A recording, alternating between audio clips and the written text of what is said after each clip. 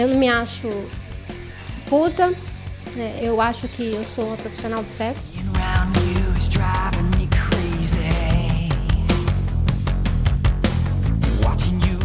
Quem é quem pode tacar pedra em quem?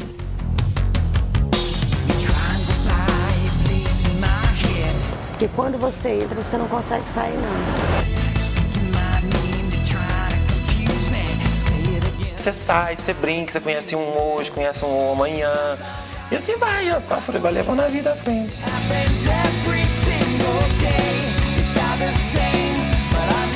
Eu era 50, 70. Depende da pessoa também.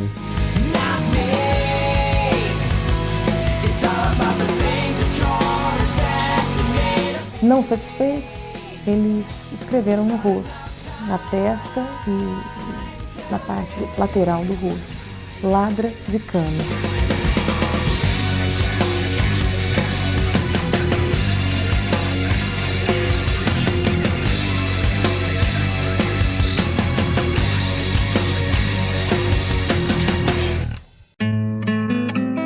Uberlândia, 600 mil habitantes, localizada no Triângulo Mineiro, capital nacional do atacado, centro de agrobusiness, polo de biotecnologia e de call center, moderno distrito industrial, é a terceira cidade do estado em arrecadação de ICMS e a oitava do país em tributos federais. Possui uma completa rede educacional com inúmeras faculdades.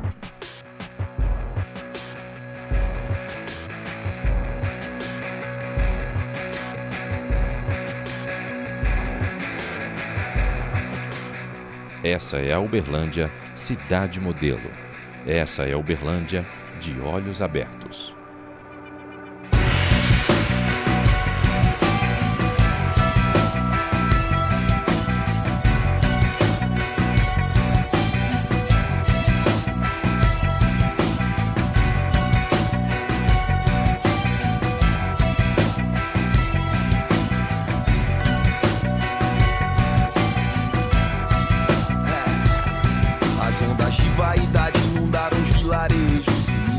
Se foi como fome e banquete, então sentei sobre as ruínas e as dores como ferro, a brasa e a pele ardiam.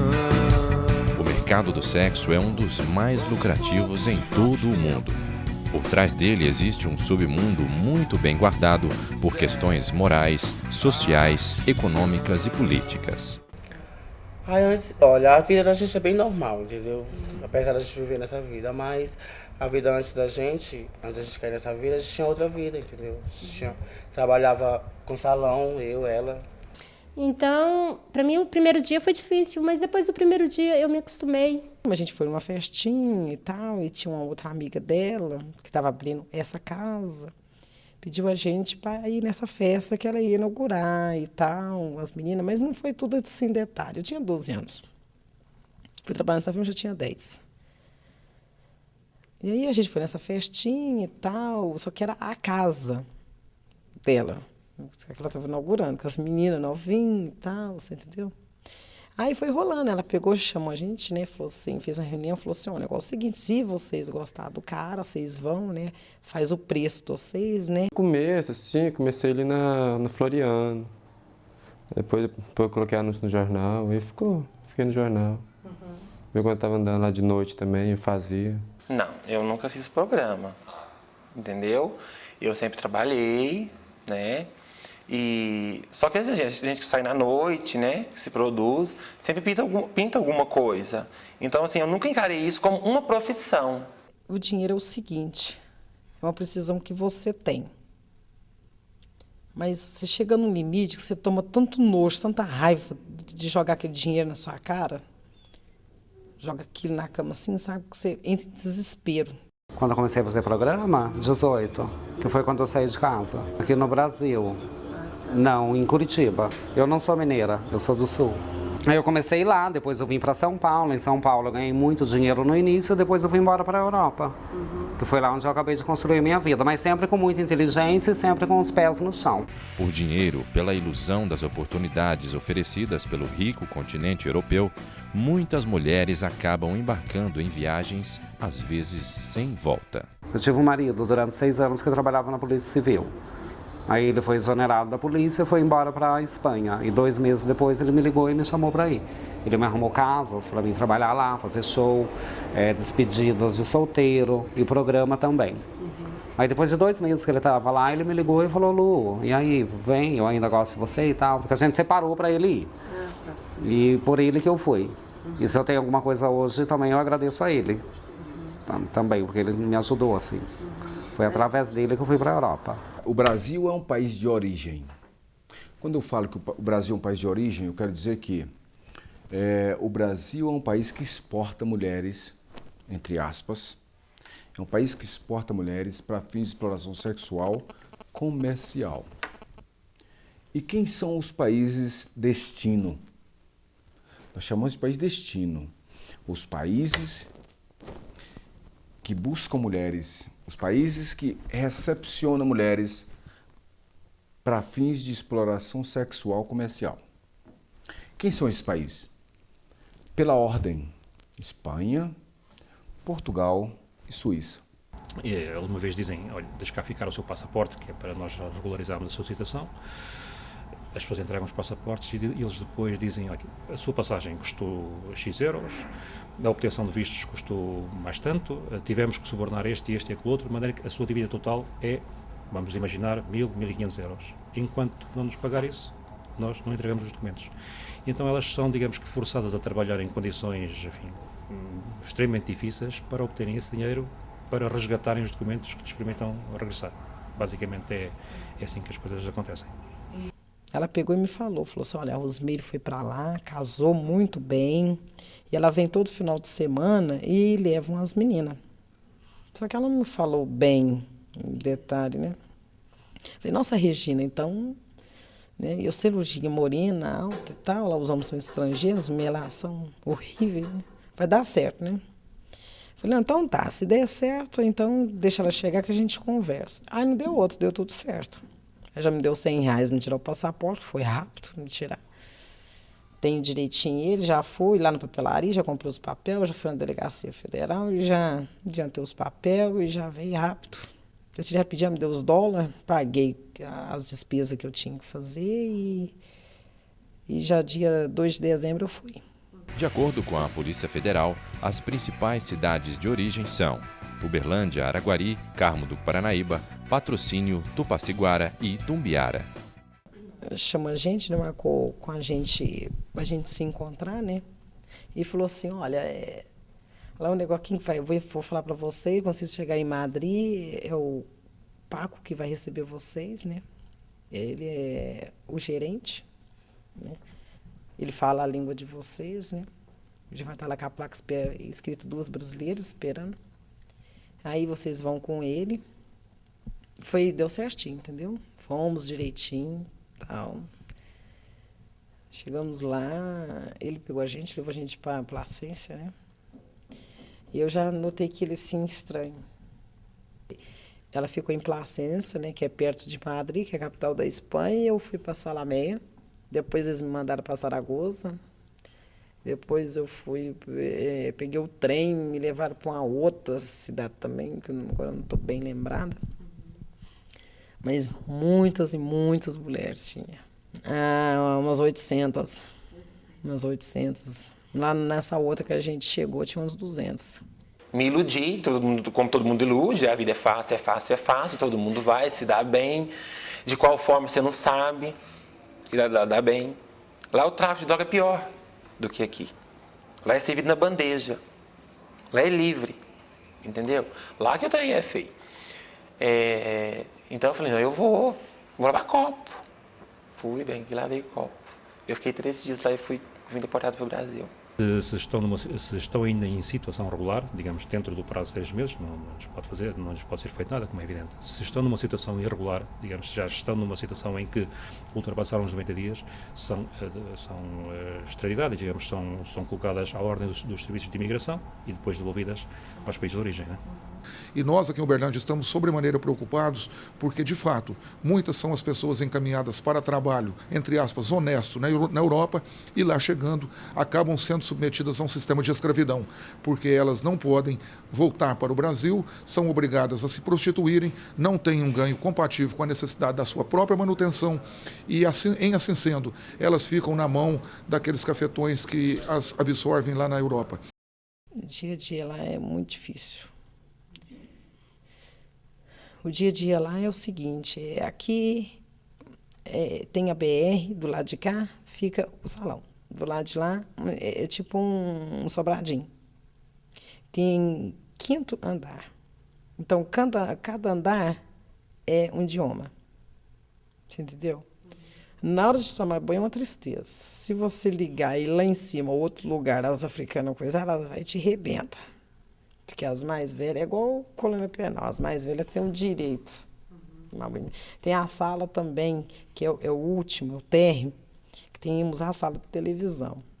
Se você for lá e mudar, bem, é caixão. Se você mudar na cara de alguma marroquina, de alguma francesa. Porque as vai no seu pescoço, as mata mesmo. As rebenta mesmo. Porque o que eu vi lá... No tráfico de mulheres, o principal aliciador é mulher. Esse é o principal aliciador. Isso é via de regra. E por que a mulher é a principal aliciadora? Porque ela passa credibilidade. Para outra que tá. Exatamente. É uma ex-aliciada. A aliciadora, via de regra, é uma ex-aliciada. E ela, depois de um tempo nos prostíbulos europeus, ganha a confiança do seu ex-algoz e retorna às suas origens para aliciar mulheres. E ela tem que retornar às suas origens. Não adianta a mulher ser do estado de Goiás e vir aliciar mulheres aqui em Uberlândia. Ela não vai obter êxito. A mulher aliciada possui baixa escolaridade, mora na região periférica das cidades polo, tem um histórico de prostituição, foi abandonada pelo marido ou expulsa da casa dos pais, ou tem filhos e precisa cuidar. Mulher que se encontra em situação vulnerável. Cada cliente é um, entendeu? Já tive 38 na minha cabeça, homem que já me afogou dentro de banheiro, querendo de novo. Dentro de motel, já tive homem que dentro de gabine já me soltou no meio do mato. Tudo que você pensar. Uberlândia também faz parte desta realidade. São muitos os casos e relatos sobre violência sexual. Em 2001, um caso de tortura chocou a cidade devido ao grau de violência e atrocidade. O episódio foi levado à ONU e chegou a ser citado por Nelson Mandela na Conferência Internacional em Defesa dos Direitos Humanos, na África do Sul.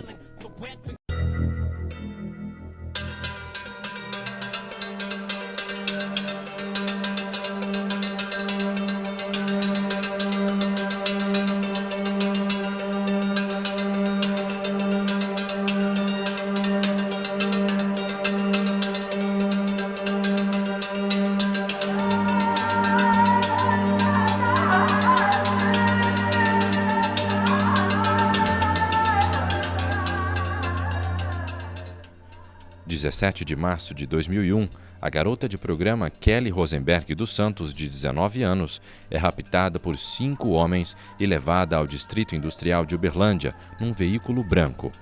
É queimada a ferro. Bem, a Kelly havia feito um programa com o Sargento Crozara, um programa por valor de R$10. E ao final ele se negou a pagar o serviço. E como forma de pagamento, garantia do pagamento, ela se apropriou de uma arma que ela viu, assim, que ela percebeu que estava no piso do carro, então ela discretamente se apropriou dessa arma. E assim que ele tomou conhecimento, e certamente com a pressão que foi feita por parte do seu pai, ele tenta reaver essa arma. Tudo aconteceu foi no dia 27 de março de 2001, no momento que eu fui levar um freezer na casa da minha namorada. Tinha um vizinho meu que me ajudou a colocar o freezer na caminhonete. Chegando na casa da namorada lá, tinha a vizinha que ajudou também a descer, né? Só que, por infeliz sorte, eu sempre andava armado, estava com um revólver dentro da pochete, que estava dentro do carro, né? Com medo de deixar o carro lá de fora, eu tirei a pochete, só que no momento que eu tirei ela, eu fui subir na caçamba da caminhonete me ajudar a descer o freezer. E nesse momento eu deixei a pochete no assoalho, ajudei a tirar o freezer, levei ela para dentro, voltei correndo, fechei a tampa, fechei o portão e fui para dentro lavar. Fui dar falta da arma na segunda-feira. E passado quase uma semana, aí compareci na delegacia, né? Fui intimada na delegacia. Chegando lá, me perguntaram várias coisas, querendo saber coisa de uma semana atrás, o que eu estava fazendo. Ainda falei que mal sabia o que eu tinha almoçado no dia anterior, vou saber o que eu tinha feito uma semana atrás, né? Queria coisa detalhada, hora por hora, né?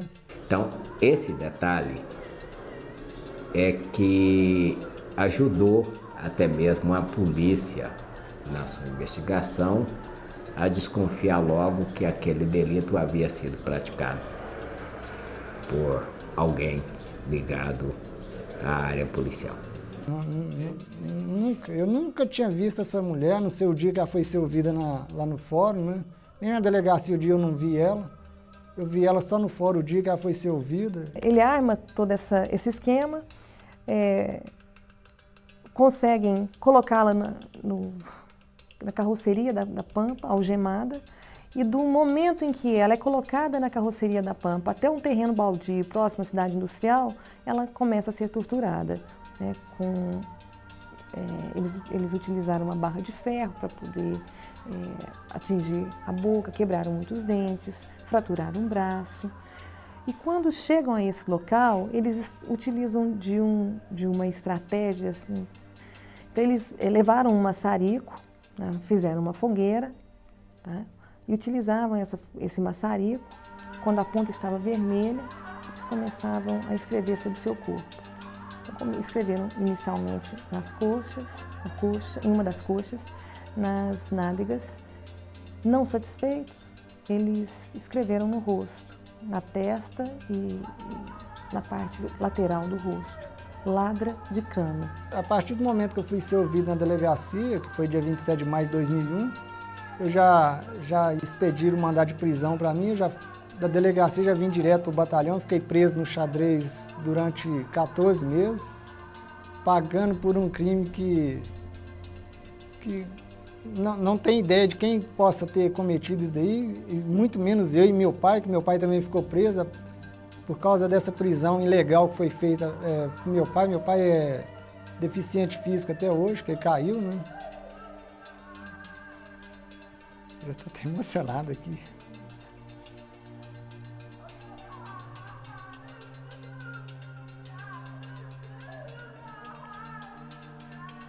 É bom parar e fogo, viu?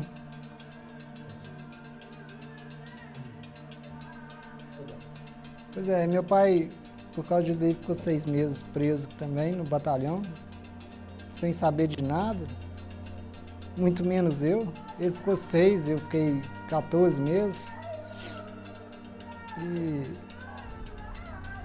passado 9 meses depois que eu já se encontrava preso aqui no batalhão, saiu a sentença lá, o juiz me sentenciou em 9 anos de reclusão em regime fechado, integralmente fechado. O que é o integralmente fechado? Eu teria que cumprir, não sei se é 1/3, 2/3 da pena, fechado no xadrez. A Kelly, ela estava nesse meio, ela se prostituía desde os 11 anos de idade.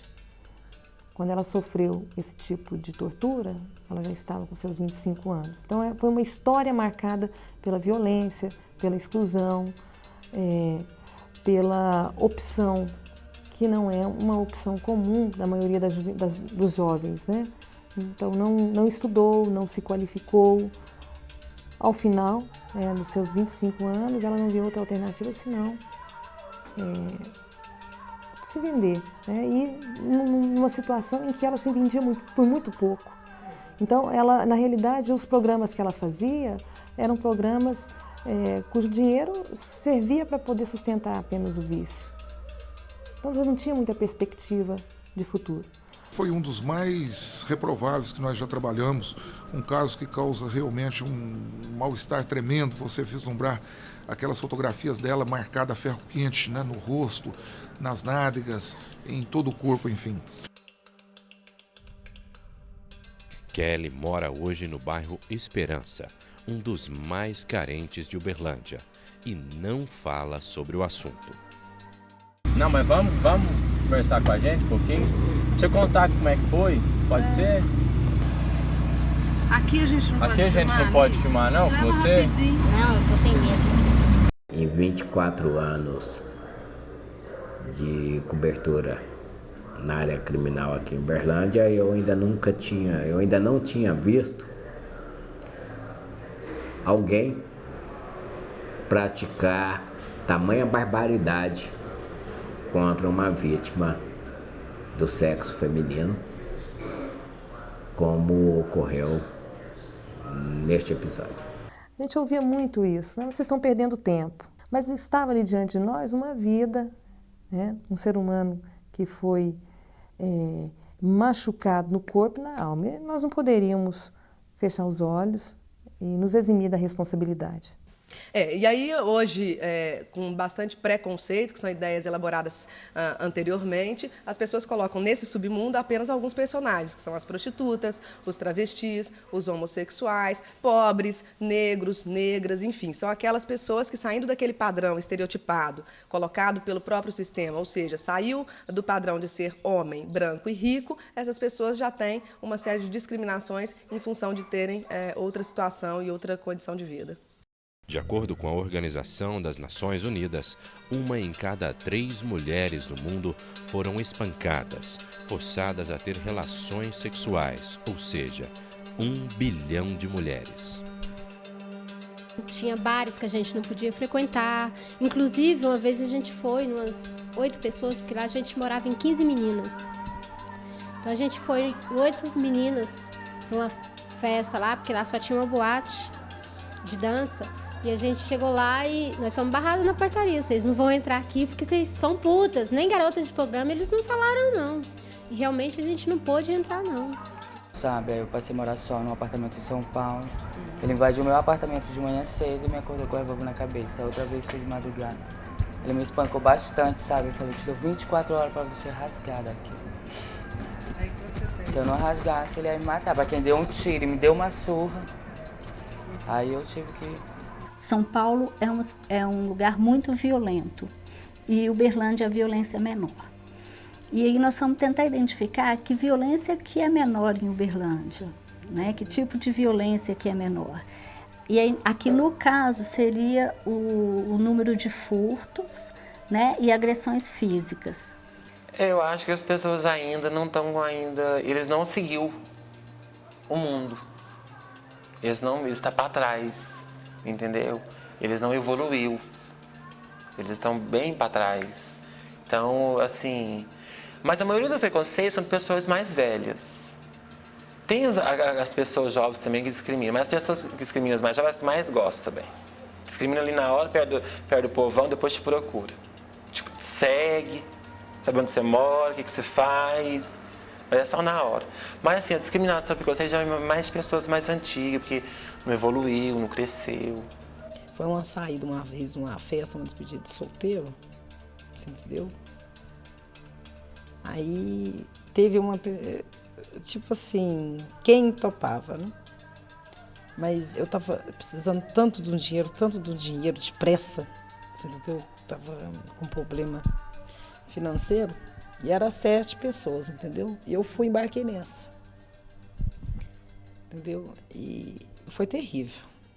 Foi uma coisa assim, Eu queria que fosse, eu coloquei organização, mas não houve. Esse foi o pior terrível que eu tive. Fiz, não arrependo que eu fiz, mas não desejaria isso para a vida de ninguém. Por quê? Porque é muito preconceito, os caras sofrem muito, muita humilhação também. Só do motivo de, por exemplo, começar na rua, já é um grande problema já, entendeu? Eu tento assim, falar, colega meu que fala que faz isso, procurar um serviço é melhor do que ficar em rua, fazer programa. Tem muita doença hoje em dia, e compensa. Você tinha medo? Medo tinha, medo qualquer um tem. Mas fazer o quê? Precisa. Dados do pronto-socorro da UFO mostram que de janeiro de 2000 a maio de 2005 foram atendidos cerca de 650 casos de violência sexual e física contra mulheres. O dinheiro não coloca limite no desejo, né? E na medida em que há o desejo para fazer alguma coisa e que inclusive pode ser destrutiva com o outro, né? A gente não controla o nosso próprio desejo, né? Que dirá numa situação onde tudo pode acontecer. Não importa se seja estupro, ato libidinoso, atentado violento ao pudor. O que importa é que a cada 24 horas, na cidade de Uberlândia, uma mulher é vítima de um abuso sexual. Cláudia coordena o programa DST AIDS, desenvolvido pela Secretaria de Saúde de Uberlândia. Já visitou mais de 400 casas de prostituição na cidade. O número de profissionais do sexo em Uberlândia hoje é bem difícil você definir quantos tem. A gente sabe que existe em torno hoje em Uberlândia de 400 prostíbulos, né? Isso quer dizer, são 400 casas de programas e que variam muito a quantidade de meninas que tem. Tem casas que tem 10, tem casas que tem 12, tem casas que a gente já pegou até com mais de 20 meninas fazendo programa de profissionais do sexo feminino. E tem as casas dos travestis também, né? Que também varia a quantidade. Casas de travestis são em menor número, mas existem também. Agora, na questão do profissional do sexo feminino, esse número varia muito. E varia também a questão de casa, de locais, né?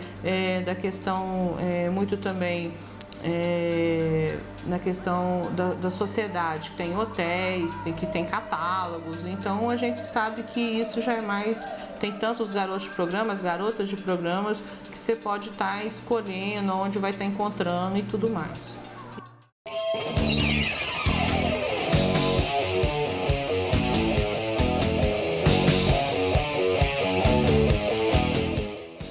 Dados do Conselho Tutelar indicam que de abril de 2004 a maio de 2005 foram 69 casos. Deste número, 20 contra crianças menores de 12 anos. Pedófilo, como consequência, primeiro porque é um comportamento doente, ele só vai ter prazer nessa situação, o tratamento é dificílimo e, como consequência, ele vai ter sua vida... ele vai ter um sofrimento, porque ele não vai poder vivenciar a sua vida de uma forma erótica plena, né? Além das consequências legais, porque é considerado um crime. Falta de denúncia. As pessoas não se sentem encorajadas em levar os fatos às autoridades competentes. Segundo, esses fatos não são trabalhados de forma ainda profissional pelas autoridades competentes. Terceiro, o processo em relação às vítimas de abuso sexual é o mesmo para qualquer pessoa que é vítima. Então, como não há um preparo eficiente, como não há material e condições suficientes de trabalho, nós percebemos que a impunidade é grande nessa área. Ou seja, as pessoas não denunciam, o processo é lento, as investigações são primárias e as condenações são ínfimas. E, infelizmente, ao final do processo, muitas vezes, a vítima, encorajada a denunciar os fatos, ela percebe que o bandido é absolvido por falta de provas.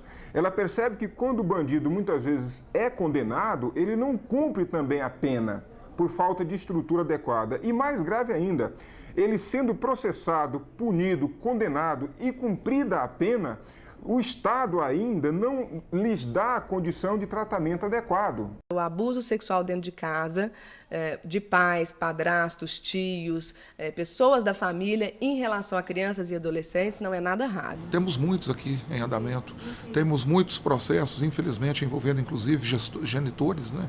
Pais de pessoas que foram violentadas. Temos o caso recente daquela jovem, daquela criança que foi estuprada e torturada pelo irmão de criação e pela própria mãe, né? Um caso terrível, ficou praticamente cega.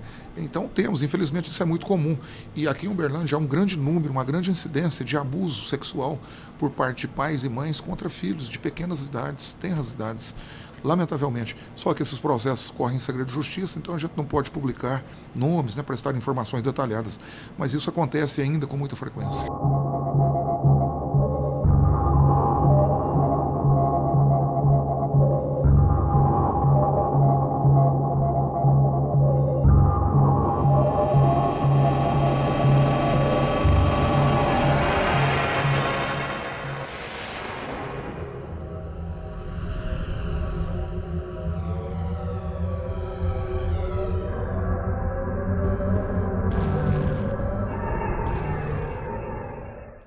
O próprio abuso sexual era praticado de forma torturante, como a penetração com um objeto não identificado. Não se sabe se foi com dedo, se foi com algum objeto perfuro cortante, não se sabe. Mas só esse ato já é uma tortura. Então, geralmente a criança, o cidadão, ele abusa da criança por vários meses, até que a criança entrega para os familiares, que ela chama 190 e nós tomamos as providências cabíveis. Os réus que praticam os crimes não sofrem punição e quando sofrem punição não recebem um tratamento adequado, para as vítimas a situação ainda é mais catastrófica. Por quê? Porque normalmente as vítimas denunciam os fatos e muitas vezes são obrigadas a conviver com o próprio infrator dentro da própria casa, porque o abuso sexual especificamente acontece em bastante situações dentro das casas. Então, por falta de um local adequado, por falta de condições adequadas de recepção das vítimas, elas acabam sofrendo duas vezes. Primeiro, por denunciar. Segundo, por não ter proteção do Estado. Ninguém tem o direito de chegar e violentar sexualmente uma pessoa, não, seja homo ou feminino, sabe? Ninguém tem o direito de praticar uma coisa dessa, uma violência sexual, sabe? Isso é hediondo, isso é covarde. A violência sexual é uma violência covarde. O estupro é o mais hediondo dos crimes, porque você está violentando não apenas o corpo da vítima, você está violentando a psique.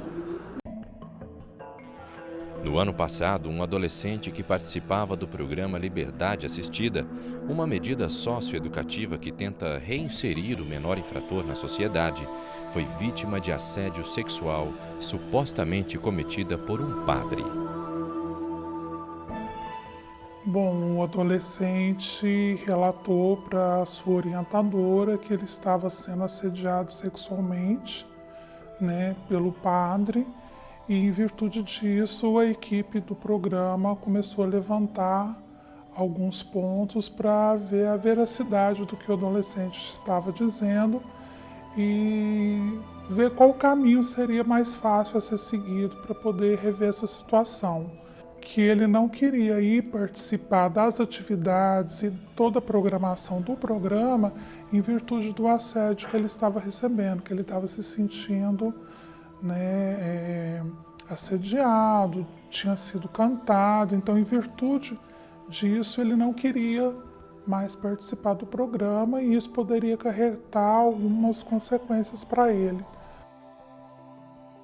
Dados do Vaticano revelam que 1.700 religiosos do Brasil estão envolvidos em crimes sexuais. De 100 crimes violentos, homicídios, estupros, sequestros, apenas 25 desses crimes são levados à apreciação da autoridade policial. Desses 25, apenas 15 chegam às mãos do Ministério Público. Desses 15, apenas 5 são punidos. E dos 5, apenas um criminoso vai cumprir a pena. Ora, isto demonstra para qualquer bandido, e aí em relação a qualquer crime, que o crime compensa, que o crime vale a pena.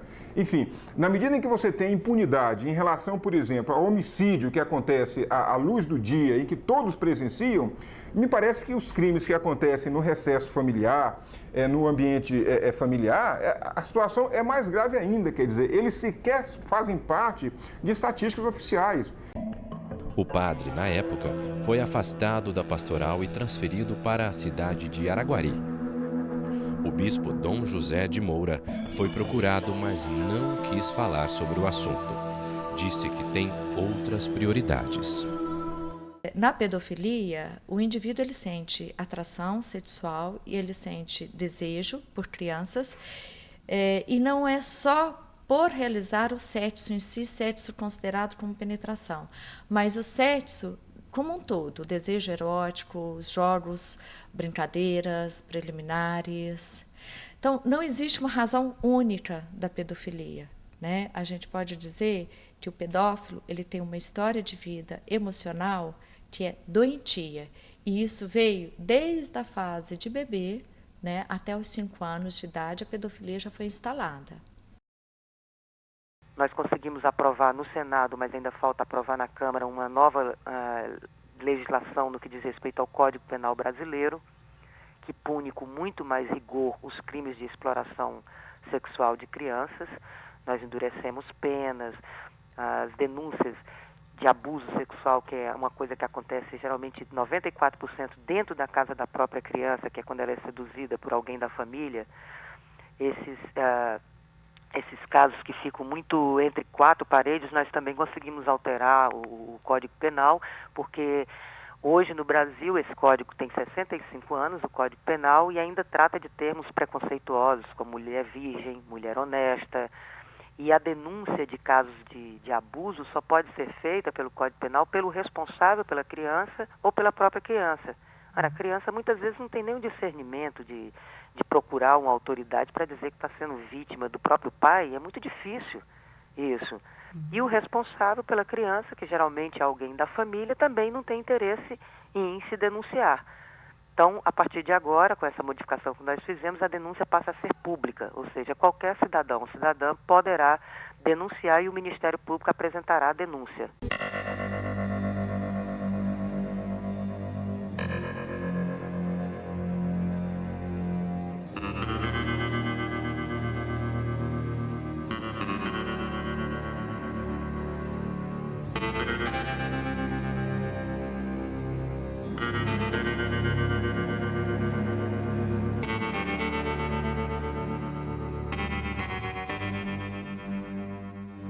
Porque normalmente quando a gente pensa em submundo, a gente associa a uma classe social mais baixa.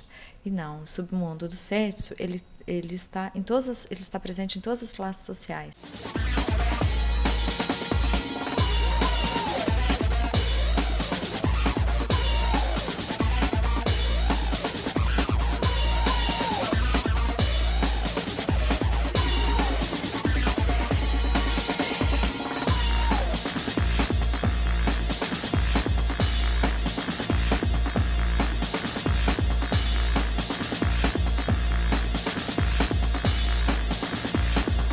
Me lembro que nós fizemos uma matéria muito interessante de uma moça que veio do estado de Goiás e montou uma casa lá no Cidade Jardim, foi para uma casa lá no bairro Cidade Jardim, área nobre de Uberlândia, e ela era agenciada pelo pai.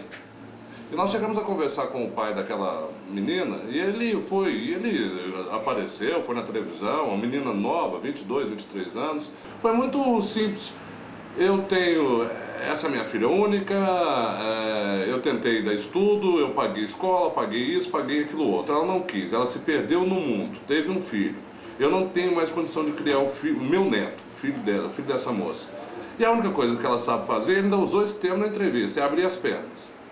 Para ela não abrir as pernas para qualquer um, eu venho, cuido e tal, e acho que ela não está roubando de ninguém, ela está usando o corpo dela, e eu estou aqui para protegê-la. E ela ficou aqui em Uberlândia, não sei até se ainda continua em Uberlândia, mas ela ficou em Uberlândia há muito tempo, e quem agendava os programas para ela era o próprio pai. A prostituição de luxo e aquela prostituição da rua, né? Uma diferença no sentido de condições de trabalho mesmo, né? E de recebimento, em termos de salário, desse próprio trabalho. Mas ambas são exploradas, até porque a prostituição de luxo ela tem por trás também um aparato, né? Os michês, aquelas pessoas que são donas, proprietárias das casas de prostituição. Então, há também uma relação de poder aí dos proprietários com as prostitutas. Mas há uma distinção hoje, inclusive, tirando a hipocrisia à parte, é possível estar pensando a prostituição que se utiliza de garotas com bastante instrução, garotas universitárias. Não é raro isso nos grandes centros, onde essas garotas universitárias têm o seu momento de prostituição para, inclusive, sustentar famílias, para pagar o próprio estudo. 1 a 4 por dia, né? Por dia. Que a pessoa vem conhecer, quer conhecer as casas de massagem aí. E a gente já conhece, né, onde é que tem os ambientes, né? Da cidade toda. E se o freguês chegar aqui e pedir para o senhor uma indicação, o senhor consegue indicar? Nós dá uma tem indicação. As pessoas aí que são parceiros de vocês? Como é que é isso? Não, para nós nós temos umas comissãozinhas aí, sabe? Que nós tem aí para levar uns lugares melhores, né? E aí, se ele chega aqui e já pede o local, o senhor já tem um local certo? Nós já sabemos onde leva. E já combina a volta, né? Aí vai lá e busca de volta. Eles ficam lá umas 2 horas e volta. E isso tem horário? É de manhã, à tarde, à noite? Não, vem mais, que nós pega mais à tarde. Depende do local, se torna muito precário, né? Depende de cada local. Que aqui tem por R$10, você acha? R$1,99 na Taba, no Sr. Eduardo. Lá tem muitas meninas assim. Tem muitas de menor também que não ficam assim, passaram, só ficam trancadas, né? Já tem os clientes certos que as pessoas ligam e já falam, né? Ali tem uma de 12, uma de 13, uma de 14, né? Uma 200, outra 300, outras, né? 100 a hora. E vai indo, ganha pela idade e preço. E aí, dentro dos fatores sociais, a gente encontra o desemprego, a facilidade que uma mulher tem, uma mulher bonita, ou um homem que é bonito, que não encontra emprego dentro da sociedade, ou que encontra um emprego que é mal remunerado. Então, eles encontram aí a facilidade que eles têm de ganhar dinheiro com a prostituição. Mas o que preocupa, né? Não é o fato da prostituição em si, não é o fato delas terem se tornado profissionais do sexo. A questão é, elas têm outro caminho que não esse, sabe? Quais são os mecanismos que vão empurrando essas pessoas, né? Cada vez mais para a margem, né? Cada vez mais para um lugar de não importância, né? Ou mesmo, até mesmo de não pessoa. Procure seus direitos, porque todos nós temos direitos, todos nós somos seres humanos. Isso daí são questões que precisam ser debatidas com bastante profundidade, que não dá para fechar os olhos e ficar de olhos tapados e não enxergar uma realidade que está aí, que não é de hoje, há milhares de anos.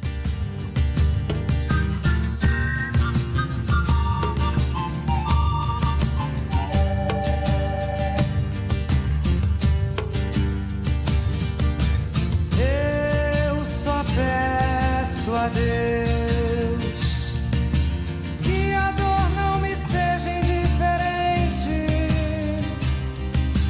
que a morte não me encontre um dia solitário sem ter feito o que eu queria.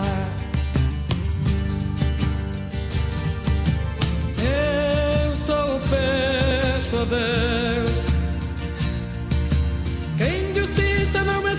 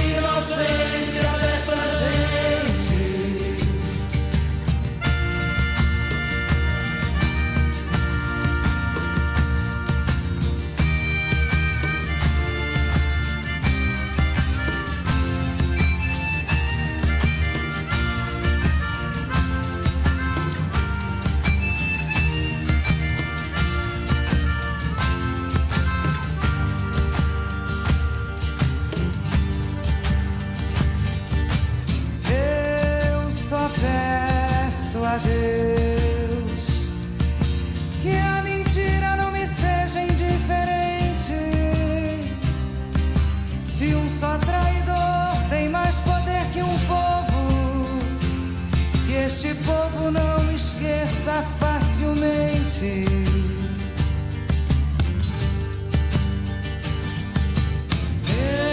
Eu só perceber que o futuro não me seja indiferente, sem ter que fugir desenganado para viver uma cultura diferente.